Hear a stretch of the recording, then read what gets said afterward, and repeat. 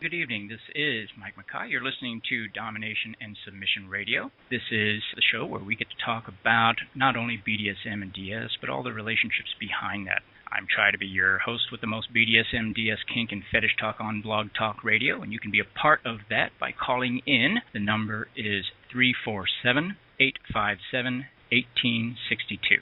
Let me give that number to you one more time. You know you're going to call me. Write it down. 347-857-1862.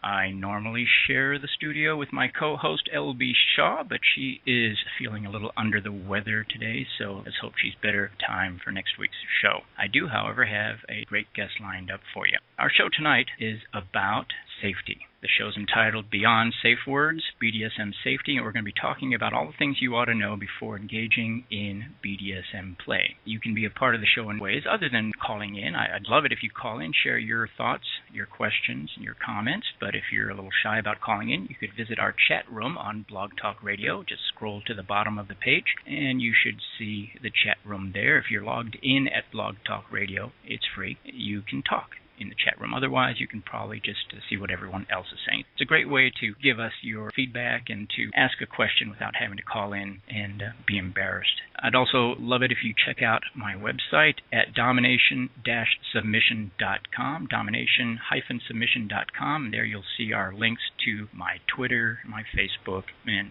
all the other social media. So, what are we going to be talking about today? We're going to be talking about BDSM safety, and I have as my guest today someone I think you're going to find fascinating. She is a longtime BDSMer and an up-and-coming professional fetish model who has quite a bit of experience with the whole safety issue when it comes to BDSM, and that is Lolita Sinn. Are you there, Lolita? I am indeed, Mike. Thanks so much for having me. I'm really glad to have you here. You said you like to be called Lolly? I've always wanted to call someone Lolly. Yes. All right, then we'll call you Lolly. You are a fetish model, and for anyone who really doesn't understand what that means, you work with a lot of professional photographers who take really sexy pictures of you. And I tell everybody where they can find those, but we're going to do that at the end of the show, because if they go look now, we're going to lose them, and they won't care at all about listening to us. They'll just be fascinated with all those gorgeous pictures of you. But you work with a lot of these professionals, and obviously, you get put into some really interesting scenarios and scenes, and obviously safety is going to be an issue with you. Tell us a little bit about that. Well, yeah, absolutely. Safety is a huge issue with any shoot. Even if I'm working with somebody who I've worked with several times in the past, it's always a huge issue for me. The biggest problem is that I am put in a lot of compromising positions, literally and figuratively, and it's hard to kind of gauge how safe a situation can be. There's a lot of trust that gets put into those situations, and there's a lot of things that can go wrong. It's very akin to pickup play. That's kind of the best correlation I can come up with. When you're in a play party or a dungeon or even at the bar, if you're just picking up somebody, you have no idea what you're getting yourself into. And it's very similar for any sort of fetish shoot. I go to these bondage shoots, get tied up, spanked, thrown around, choked, put in high heels, and all sorts of other ridiculous, compromising, sexy things. And sometimes you just don't really know what's going on. You have to take a lot of precaution to mitigate any problems. Mm-hmm. What sort of precautions do you take when you're working with someone, even someone that you've worked with before, but particularly someone you've never worked with? What are some of the things that you do prior to a photo shoot, for example, that helps you feel safer about the whole thing? Well, particularly for new photo shoots, I get references first and foremost. Always do your research on the person. If they can't or won't provide references, don't work with them, period. Barring that, kind of the same as a play date. Set up a safety call, talk with the person and meet with the person beforehand, just to gauge what kind of a person they are, see if any red flags pop up immediately, and just establish all the boundaries ahead of time. The most important thing for me is set up my boundaries, make it very clear what's okay and what's not okay. And if for any reason something is crossed, a boundary is broken, or anything is crossed, leave immediately. No questions asked. Get your shit and go. Have you ever had to safe word out of a photo shoot? Off the top of my head, no, I don't think so. I've definitely gotten close. Jim Hunter, in particular, wonderful man, great person to work with. He is a bit of a tough cookie, And a couple times here and there, I have wanted to ask for the stop button, but no. We've entitled this episode of DS Radio Beyond Safewords, BDSM Safety. And for our listeners who might not be completely familiar with even the concept of a safe word is a code word that means stop. Stop now, no questions asked. Is that right? That's correct. Yes. Of course, we probably want to make sure that when you choose a safe word, and a safe word is something that you kind of negotiate with somebody. It doesn't help to have a safe word if the person who's got you tied up doesn't know what it is, for example. Your safe word probably shouldn't be ow, ow, ow. It should be a common word, something that easily comes to mind, but isn't something that is so common that you're going to say it with every other sentence, because that would kind of defeat the purpose. But you don't want it so uncommon that you won't be able to remember it when you need to, or you can't say it when you are in a lot of pain. So maybe something like mesonoxian is not a good safe word, which, by the way, means having to do with midnight. But safe words themselves are not going to protect you in every situation because, let's face it, not everyone is as knowledgeable or as experienced in the lifestyle as you are, right? Yes, absolutely. As a perfect example, I was in a scene where the person involved didn't really understand what a safe word did. I had the safe word several times on him, and he really didn't understand that meant stop. Yeah, that could be pretty scary. And there are other times where maybe the bottom is completely unaware of what's about to happen or what is happening. Let's say, for example, you're blindfolded and you obviously can't see the guy coming at you with a flamethrower. So obviously a safe word is only going to be as good as your awareness of the potential danger of what's going on. I think it's also sometimes easy to assume that people who are new to the lifestyle know what their limits are, and they know what something should or shouldn't feel like. And so sometimes people will kind of hold back thinking, well, I think it's supposed to feel like this, so I'm not going to say anything about the fact that my entire left leg has gone numb. Have you ever seen that happen? Oh, very often, particularly in the rope community. A lot of rope bottoms, more along the inexperienced lines, they don't really understand what it feels like to have a nerve cut off compared to when circulation is lost. Well, we're going to talk a little bit more about some of those things as we go further into the show. We are going to talk about just some safety issues in a generic sense, things that pretty much apply to almost any kind of BDSM play.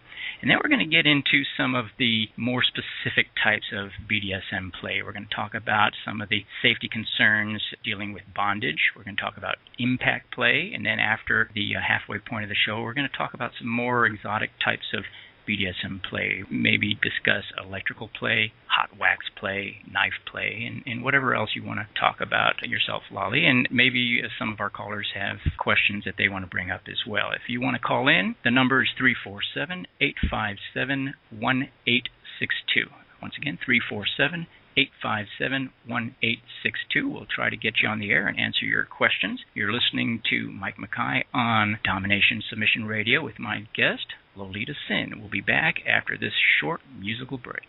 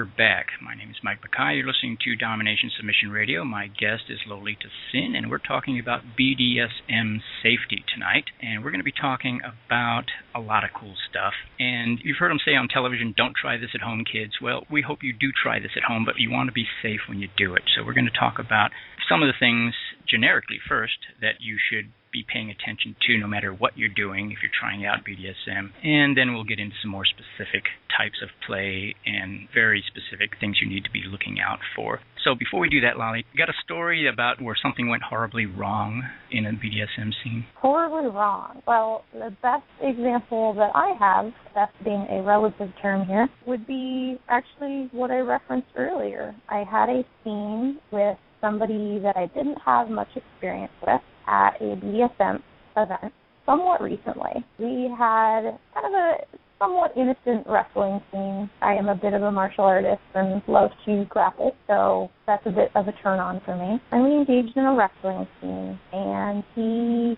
went overboard a little bit here and there, and I called red. Red being a pretty standard safe word. He stopped for a few minutes, then kept going, called red again, stopped, then he kept going.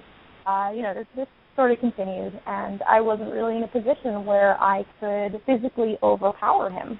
He was a far superior wrestler, and he ended up pretty badly injuring my nipples. They were scabbed for a good couple weeks. I still have a scar on my right breast from it, and it was a pretty hard lesson in making sure that when you negotiate with somebody, you're being very clear on what your safe word means, in addition to what it is. Mm-hmm. Well, there are a lot of different types of limits as well. When you tell somebody your limits, it doesn't necessarily have to be a specific activity. There can be limits on the time involved. You could tell somebody, well, I'm not going to do that. I only do this. Well, that doesn't mean you can do that to me for the next 72 hours. So sometimes you got to put other limits on there, like time limits, or there's all sorts of different limits you can put on it. But I think you made a very good point that it all boils down to a matter of negotiation before you start. Isn't that important, don't you think? Yes, absolutely. That is one of the key foundations of what it is that we do. Negotiating with your partner is paramount. You two need to make sure that you are on the same page about any activity that you're engaging in, whether it's wrestling or hot wax play or even just, mild spanking. Mm-hmm. Tell our listeners the difference between hard limits and soft limits. Easiest way to explain it is hard limits you will not do, no negotiation. Stops right there. Think of a brick wall. Very hard. A soft limit is something that can be pushed given patience or time or whatever qualifications you apply to it. It's something that you're not fond of, not keen on, but you're willing to try it given the right circumstances. You said something about qualifications, and that's a good segue into what we're going to talk about now, which is some of these generic safety concerns and things that you ought to be paying attention to. And that's probably one of the very first things you should look at is somebody's qualifications or experience. And if you are somebody who is thinking about getting involved in the BDSM lifestyle or trying out a new form of play, my suggestion, my recommendation to you would be to get trained. What do you think? Absolutely. As with anything that you would want to do in life, you want to know how to do it right. Otherwise, you could injure yourself. And there's so many resources for learning how to do what it is that we do. There's seminars, week and weekend-long events you can go to with all sorts of classes, books galore, all over Amazon. I dare you to put BDSM into your Amazon search and see how many titles come up. Mm-hmm. I see a question in our chat room, and I'm going to let you answer this one, Lolly. And the question is, if you're playing with someone for the first time, is it a good idea to have somebody else around? Oh, absolutely. If both people are comfortable with that, which hopefully they would be if you two don't know each other. It is kind of reminiscent of what's called a safety call. It's essentially just making sure that someone else is aware that this situation is going on. Having somebody outside of your interaction is a way to make sure that even if your judgment fails, you're still going to be safe. Yeah, I read a story by somebody who was kind of following the path that you're taking, working at becoming an up-and-coming fetish model, and had been invited to a photo session with someone that she really didn't know very well, and apparently nobody knew that she was going to this photo session, and he kept her for 3 days against her will. and nobody knew where she was. So, yeah, I think it's a very good point that somebody should know, if somebody can't be there, at least make sure people know where you are. And you don't necessarily have to tell them everything you're doing, but it's a good idea to not do this stuff in complete secrecy. So we were talking about getting trained, and if you're interested in getting trained on something, what are some of the things that you would suggest to people, Lolly? Read. Definitely read. I said you can put in any sort of BDSM word into your Amazon search, find all sorts of books on the subject. Go to Munches. You can find little BDSM community sort of thing called Munches. It's essentially just a gathering of people at a restaurant, like-minded people, of course, and they tend to hold little classes or, it's just sort of like a meeting of the minds. And it's a very good way to learn and network. Absolutely. A lot of people don't realize that the BDSM culture is full of opportunities to learn. People love to teach each other these skills. And believe it or not, there are classes you can take. You can sign up for seminars and workshops all over the country on just about anything. So if you're wanting to learn something like shibari, Japanese intricate knot tying, there's Shibari-Con every year. I think it's in Colorado. They're just great opportunities to learn just about anything you want to learn if you just go and find those opportunities. I think the scariest thing, at least for me, is someone who thinks to themselves, well, how hard can it be? It's just rope, right? Or it's just playing with a knife, right? And that can get pretty darn scary. Speaking of ropes and knives, the next thing I wanted to talk about in terms of generic safety issues is using the right equipment. Ever had a bad situation that was the result of somebody using the wrong equipment? Personally, no. For the most part, I've dealt with a lot of people who have known their equipment. So luckily, I haven't had any problem like that. I think when I was first starting, I may have used one of those normal cable candles rather than a Japanese wax candle, and I got burned pretty bad, but that's about it. Yeah, well, in fact, we'll be talking about that in the wax play portion of the show a little bit later on. But yeah, the right equipment is critical. It really is. I think that on one hand, when people discover this lifestyle, and everyone goes through this when they first get into the lifestyle, they start looking around their house and everything takes on a completely different aura. You look at that mop handle and you go, wow, that I could make a spreader bar out of that. And you look at the Velcro in the sewing kit and you start thinking, hey, those would make some pretty good cuffs. And pretty soon you start seeing everything as a potential BDSM toy. And that's a lot of fun, but it also has a lot of dangers attached to it because you can end up using things that were never meant to be used in those ways. For example, those tapered candles that you're talking about burn a whole lot hotter than some other types of candles, and they will burn you. So you have to be very careful about stuff like that. I think one of the other things that we have to be careful about when it comes to having the right equipment is that, again, one of the first things people do when they get involved in the lifestyle is they go downtown and they visit the local sex shop that sells all the cool sex toys and things. And most of the BDSM-related toys sold in shops like that tend to be on the junky side. Wouldn't you agree? Oh, absolutely. I have purchased many a toy from many a sex shop and been horribly disappointed by the quality. Yeah. They don't call these places novelty shops for nothing. The products sold in them are designed specifically for novelty use. Half the time they're bought as a joke or they're bought to be used once or twice and then put in the closet and never used again. And the manufacturers know this. They know that it's not going to be put to a lot of rigorous use, and so they don't put the best materials into them, the best workmanship into them. So if you're going to go downtown and go to a novelty store to buy a flogger or a paddle or restraints or whatever, you get what you pay for, which is not even true there because it's usually very expensive and very shoddy most of the time. You can get much better online with retailers that specialize in that sort of thing. So now the third thing I want to mention in terms of generic safety concerns is something you rarely hear about outside of the lifestyle, and that's fluid bonding. And there are a lot of people, even in the lifestyle, who aren't real familiar with that concept. And the idea is that bodily fluids can carry disease, plain and simple.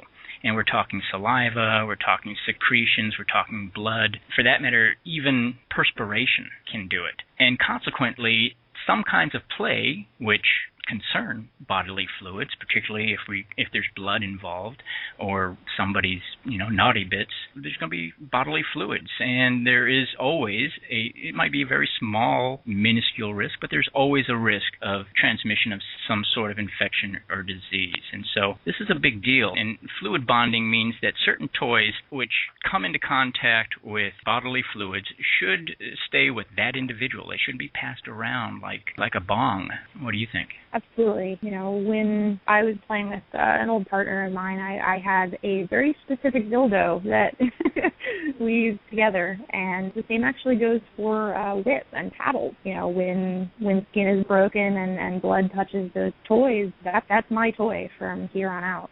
Right. Well, it gets even more complicated when you think about the fact that certain things just cannot be sanitized very well. Take a flogger, a leather flogger. How do you sanitize a leather flogger without destroying it, really? You almost can't, which is sad because one of the things I like to do with a flogger is flog somebody's naughty bits. But that immediately brings up this ethical dilemma of, okay, now what do you do with this flogger? Is this flogger only going to be used on this individual? Do you risk ruining the flogger by trying to sanitize it? Do you go out and buy a new flogger every time you play? It's not an easy decision for anyone, and this is not cheap equipment either. Yeah, normal floggers run past hundreds of dollars.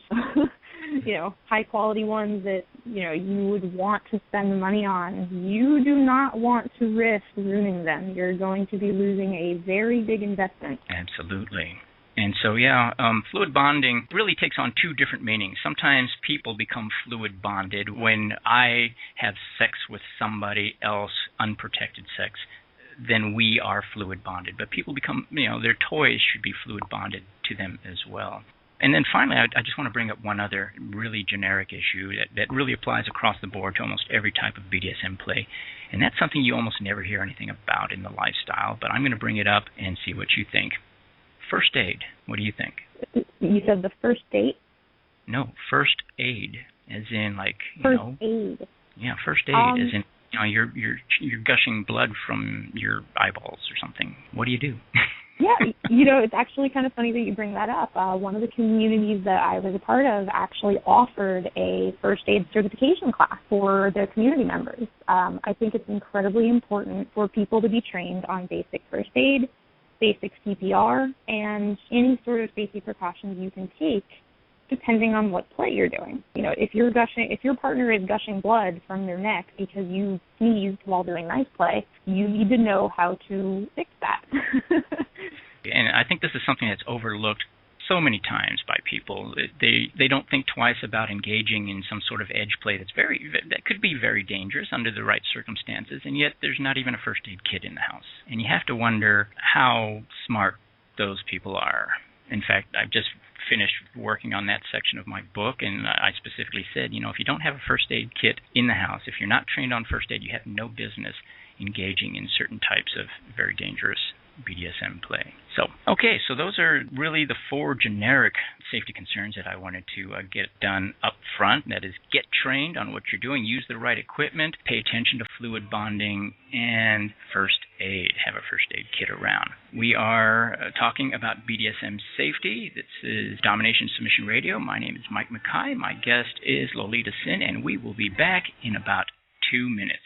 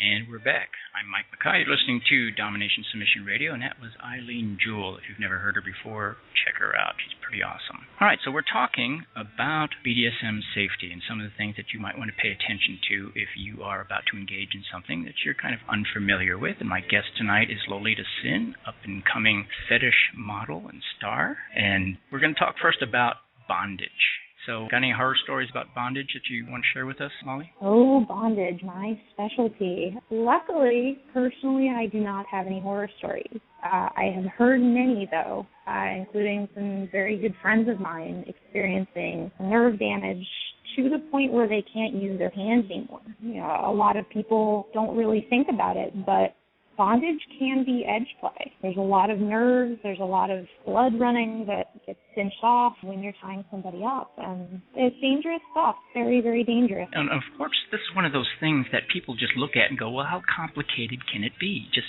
tie somebody up, right? Well, I wish it was that simple. There are a couple things that you want to pay particular attention to. Obviously, the first one is something that you just mentioned, which is blood circulation. When you stop the blood from circulating, this is not a good thing, particularly if you stop the blood from circulating to some place that you're fond of and you want to keep. You'd be surprised at how many people don't quite grasp this simple concept. When you see a limb or a finger or a hand or your head turning purple or blue, this is not a good sign. It means you need to loosen up the bond somewhat. Here's the important thing. You should never tie somebody up and walk away. Have you ever seen that? Oh, absolutely. That is rule number one, big no-no. Never talk about Fight Club, maybe the rule number one for Fight Club. Never, ever leave your partner tied up is rule number one for bondage. And just to touch on something you just said, it's a bit of a misconception that the collar is the thing that you want to avoid with circulation problems. Generally speaking, you want to pay attention to strength. A good tip is before you tie somebody's wrist, have them squeeze your fingers, test their strength. A few minutes into the session, have them squeeze your fingers again. If their strength is diminishing, loosen up those bonds.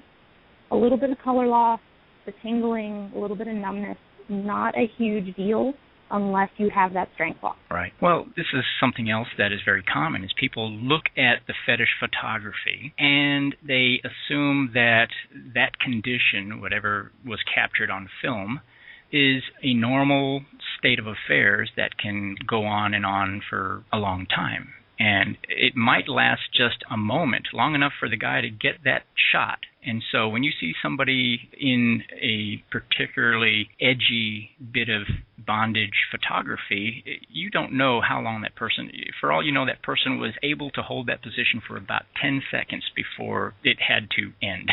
And unfortunately, people see those things and they go, well, you know, I could keep somebody in that position for an hour. And that's not necessarily true. Wouldn't you agree? Absolutely. And it also comes down to the differences between people. For example, I am a very flexible model. A lot of bondage people like working with me for that reason. I can touch my elbows behind my back with no problem. A lot of models can't. So you have to kind of gauge the limitations between people if you play with different people or you're not used to somebody. Mm-hmm. Something else that people don't pay that much attention to is the fact that bondage materials, whether you're working with leather, straps, rope, chain, whatever, sometimes they can pinch, they can cut you, they can lacerate you, and there's not a whole, there's a whole lot you can do about it, but if you're not paying attention, it can happen without you even realizing it. You ever had that sort of thing happen to you? Oh, definitely. My favorite story was actually with duct tape. Somebody duct taped my upper arms together, and we didn't realize that the skin was folded in a certain way when he taped everything over, and when the tape came off, well, a whole lot of blood. Ouch. Well, and here's another thing that a lot of people don't really pay that much attention to. They assume that just because I don't have the rope around your neck, that breathing is not going to be a problem. And that is probably one of the most dangerous assumptions that anybody can make. You know, there's a thing called postural asphyxiation, which means that just because of the position you're in, you have difficulty breathing. You ever been in one of those positions? Many, many, many, many times. The most common being back arching. Very often I'm put in hog ties where my back is arched to inhuman levels and I can no longer breathe. It almost feels as if I'm being crucified. You know, my diaphragm is completely stretched out and unable to do anything. Yeah, that can be really, really scary. And here's the scariest part about it. If you can't breathe, you can't say your safe word. So what you need is a nonverbal way to communicate your safe word. So just like wrestlers tap out, you need to have a way to tap out of a scene if you can't speak or you can't breathe. And I think that's something that a lot of people, even very experienced people in the lifestyle, kind of forget is, you know, you might not be able to say your safe word, and you need to have a way to communicate that. Do you have one? Nonverbal, I don't have a go-to one. That's usually one that's kind of negotiated. A couple of good examples I've seen, though, particularly with other bondage models, is they will cup their right hand and tap their palm with their left hand. And it's very kind of nondescript, not very noticeable unless you're looking for it. So it doesn't really disrupt the video, doesn't really disrupt the shoot, but you can let your top or your photographer know, hey, something's not right. Great idea. Here's another concern that I think sometimes, particularly people who are new to this, novices, don't really pay that much attention to, is changes in the environment or the bottom's capacity to deal with the situation or the scene. In other words, just because you're fine right now doesn't mean you will be 10 minutes from now. You might, for example, you might be up on your tiptoes right now, and it looks great for a photography session, but you can only stay on your tiptoes for so long. And when those tiptoes start to sag, then suddenly there's pressure on your neck or on your other sensitive areas. Ever have that happen to you? Yes, definitely. New sort situations where I'm on my tiptoes, your calves get tired. They get tired really quick. It's actually called predicament bondage. It's very, very common with the evil bastard sadists that exist. And yeah, it's definitely a factor to consider. One of the other ones that I've experienced is temperature. A lot of the times I've worked in closed spaces without any ventilation, and it just gets too hot. Sweating too much, it can barely breathe in the humidity, things like that. Definitely. And of course, there's going to be an issue sometimes with fluid bonding. Even in bondage, you don't think about it, but sometimes those restraints, those ropes, those cuffs come into contact with bodily fluids. And when they do, you have a decision to make, whether it can be sanitized, whether it suddenly belongs to that person, or whether you need to go out and buy some new ones. And so, yeah, it's a big deal, even in bondage. You normally wouldn't think so, but you have to pay attention. All right, so let's talk a little bit about impact play. Do you like impact play, Lolly? Oh, absolutely. That is right up there with bondage for me. Saw your first photo shoot on, I guess that was spanking or paddling. That was pretty intense. Tell me a little bit about that. Yeah, that was with Alice of DallasSpanksHard.com. It was my spanking debut, and that was a brutal shoot. Hour and a half of really, really, really painful spanking. I don't remember the exact count on implements, but I'm going to kind of guesstimate and say about 17 different implements were used that day. Very painful. Wow. I mean, I love spanking, don't get me wrong, but 90 minutes of it, I'm not even sure I could handle that on the delivery end, much less the receiving end. I guess the first thing we need to think about, and I guess looking at that photo shoot of yours where your butt was raw, I mean, it looks like it has taken a beating. Are you concerned when something like that happens? Are you concerned about infection? Yes. I mean, I personally am very clean. I take a lot of care in dealing with wounds just because, in my line of work, they happen a lot. That shoot in particular, he broke skin pretty early on. So that beaten ass, very, very beaten, very, very bloody. You got to wash it. You got to Neosporin it, put Band-Aids on it. Not very sexy. Yeah.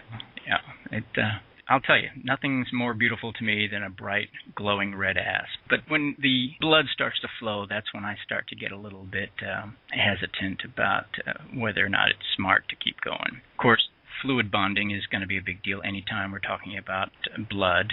And hopefully, if you're somebody who's just getting started with impact play and spanking and paddling and that sort of thing, let's hope that blood isn't an issue with you early on. It tends to be an issue with people who like to push their limits and just keep raising the bar, I guess is the best way to put it. And it's really common in the lifestyle.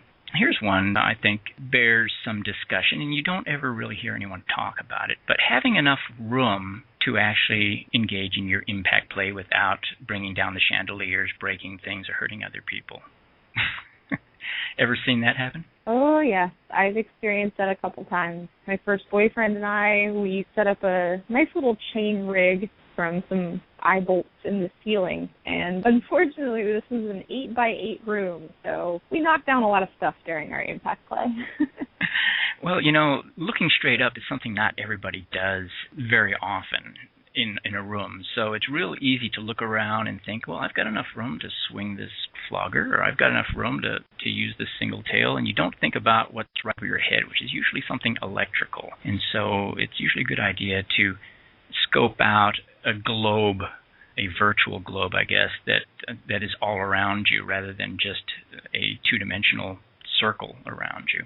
Speaking of single tails and floggers, I guess if you're going to engage in this kind of impact play, you really do need to practice, and you can actually hurt yourself learning how to do some of this stuff. For example, a lot of guys, well, not just guys, and a lot of people who are learning how to use a single tail whip for the first time usually end up hurting themselves with it fairly regularly, or the people that they're using it with. And so my advice would be, if you're learning how to use a piece of impact play equipment, whether it's a crop or a paddle or a slapper or a single tail whip or a flogger, you should practice on a non-animate object first. Wouldn't you agree? Absolutely. And on that note, try them on yourself first before you hit any bottom with it. Just slap your calf with it really quick. Doesn't have to be hard, but you want to know what it is that you're wielding. You want to know what capacity at which you can hurt somebody with the tool that you're holding, because it is an instrument of destruction. That's what they're for. Yeah.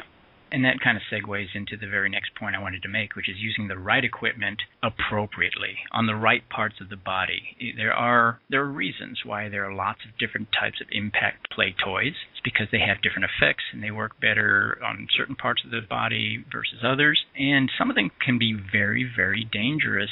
Let me just give you the most basic, obvious example, which is a paddle. If you slap somebody with the flat side of it, is relatively harmless. But if you hit somebody with the edge of the paddle, you're going to break a bone. And that's probably, that's a silly thing to even have to say, and I'm sure that there's not a single person listening who doesn't realize that. But the same principle applies with every other bit of impact play equipment out there. And if you're using the inappropriate thing on somebody's kidneys or their spine or their neck or their head, this is probably not a good thing. Have you seen where someone has used the wrong equipment in the wrong way on the wrong part of the body? Definitely. One of the most common instances of this I've found is with canes. Canes are one of my favorite implements, so I see them often. And one of the biggest rookie mistakes is going above where the globe of the ass ends, essentially where the tailbone is. Sure. You can fracture somebody's tailbone instantly with a cane. Instantly. With a cane, with a paddle, with a flogger, with anything. Sure. And for our listeners who may not be entirely familiar with the practice of caning, it's easy for Americans to assume that when we talk about caning that we're talking about a big wooden stick that people use as a walking stick here in the United States, and this is not true. In caning, you use essentially a rattan switch or a birch switch. It's more like the switch that your daddy told you to go out and get because he was going to bust your ass for being out after curfew or something. It's usually no more than about half an inch in diameter, if that. And, well, if you're interested, just look it up online. But caning is a lot more like whipping than it is beating somebody with a stick. I just want to make that clear for our listeners who might not be real familiar with that. One other thing, one little addendum. I've been waiting all day for a chance to say addendum. Even the parts of the body that you would normally assume are perfectly safe to whack with a paddle or a flogger or a crop, let's say the butt. Even those parts of the body can be dangerous if proper care is not taken. I don't know if anyone listening has ever had sciatica, but sciatica is an inflammation of the nerve that goes through your butt all the way down your leg, and it's one of the things that causes those awful, incredibly painful cramps in the middle of the night. If you compress that nerve and it runs right through the middle of your butt. If you compress that nerve in just the right way, you can bring on such a painful case of sciatica that you will wish you had never been born. And so, even the parts of the body that you think are safe, like the butt, aren't necessarily if you really don't know what you're doing. So keep that in mind.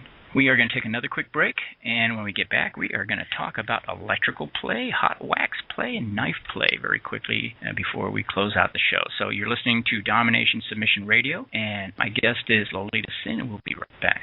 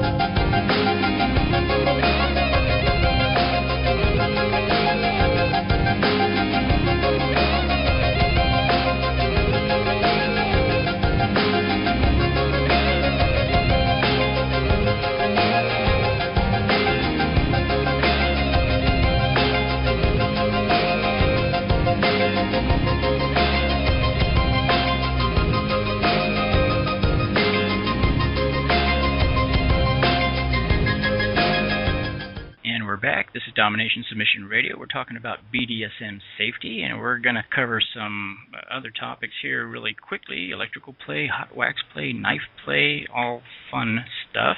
Let's talk electrical play first. Ever done it?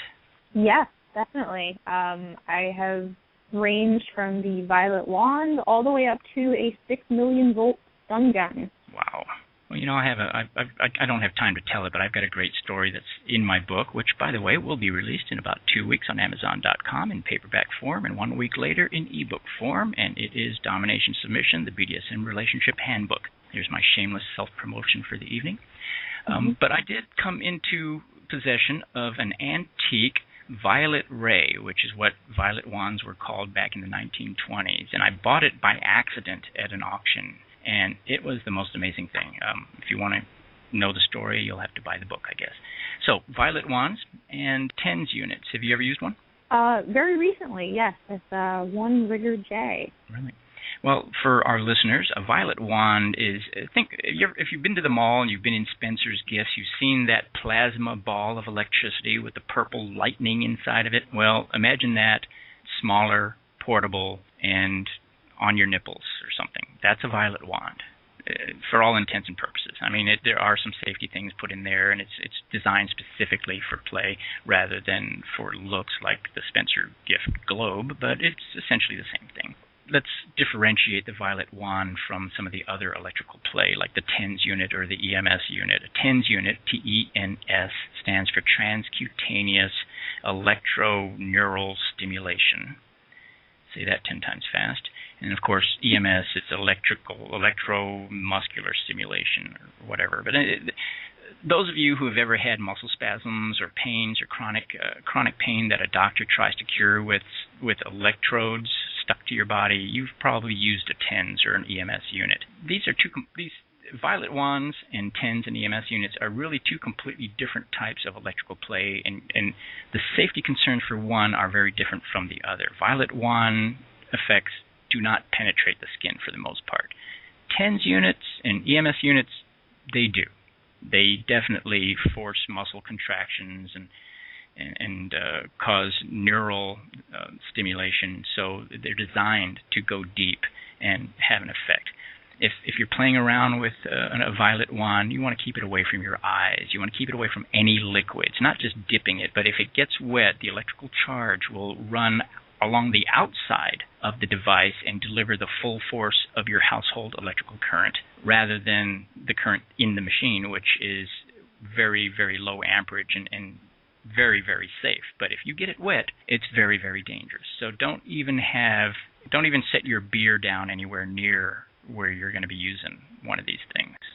Even though the amperage is very low, you want to keep it away from anything flammable, especially anything with fumes. There have been stories about people igniting, literally blowing up their house because it was just painted or something, and her violet wand ignited the fumes. So, yeah. And believe it or not, you can use a violet wand internally. You can actually insert it like a dildo into various orifices, but you got to make sure that you're using an electrode that's specifically designed for that. And that usually means they have extra large sockets so that they're not going to break off inside of you, because maybe that could be kind of embarrassing, would you say? Yes, absolutely. And, one really quick tip to consider with these, the difference between the TENS unit and the violet wand is actively arcing. So just kind of keep that in mind. Absolutely. The violet wand is portable. The TENS unit and EMS units, they use electrodes that are stuck to your skin, kind of like when you go get an EKG at the hospital. So that's the difference. And, of course, if you are somebody who has heart disease or epilepsy or circulation problems, or you're pregnant, you got a little machine in your body pumping fluid, pumping whatever, medicine or something, you need to stay away from electrical play just in general. And, of course, on TENS and EMS units, you want to definitely keep it away from the front of your throat, because that can cause what's called a vasovagal reflex, which is a highly technical term for turning blue and flopping around on the floor like a tuna on the boat deck. So you don't want to do that. Hot wax, paraffin. Don't use beeswax. Use paraffin. All right. Paraffin melts at 115 to 155 degrees. Beeswax doesn't even start to melt till about 145. So we mentioned that earlier. Knife play? Ever done knife play? A few times, mostly fear-based, not usually actually cutting, but a couple times here and there. Sure. Well, just remember one thing. It's not the sharp knife that cuts you. It's the one that you thought was dull. And, of course, infection and all of the other concerns about fluid bonding and that sort of thing. And always keep in mind that people do irrational things when they're scared. Always expect somebody to do the irrational thing, i.e. lunge into the knife or something. And, of course, the most dangerous thing of all when it comes to knife play is cutting your bottom's clothing could be dangerous to your health. What do you think? Absolutely. One flip of the knife and a fun takedown scene where you're ripping somebody's panties off now has become an artery severed. Not fun. It can get ugly really fast. So we're about the end of our time. Tell the folks where they can get in touch with you or how they can follow you in social media. Well, I'm on Twitter, Tumblr, Instagram, and you can also reach me on Gmail. Everything is Lolita Sinn. That's Sinn with 2 N's. Super. And check out her Tumblr. It is amazing. This woman is gorgeous, and I hope we can have you back on the show more often. Would you do that for us? Thank you so much. Yes, absolutely. It's been a pleasure. Great. Well, it's been a pleasure having you, and I'm sure that the folks have been having a great time listening to you as well. You've been listening to Domination and Submission Radio. This is Mike Makai, and hope you'll come back next week for more Domination Submission Radio.